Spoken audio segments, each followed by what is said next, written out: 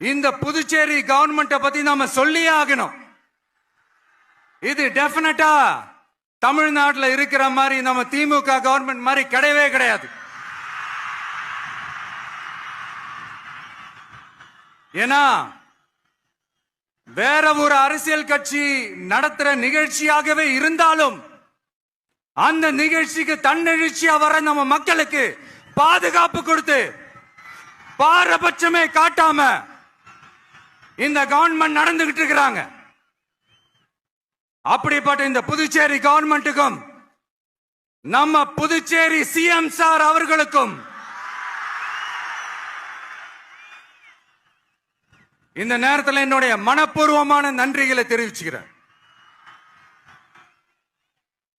இத பார்த்தாவது தமிழ்நாட்டில் இருக்கிற அந்த திமுக கவர்மெண்ட் கத்துக்கிட்டா நல்லா இருக்கும்.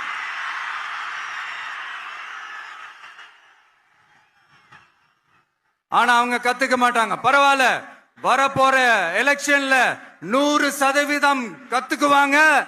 அத நம்ம மக்கள் பார்த்துக்குவாங்க.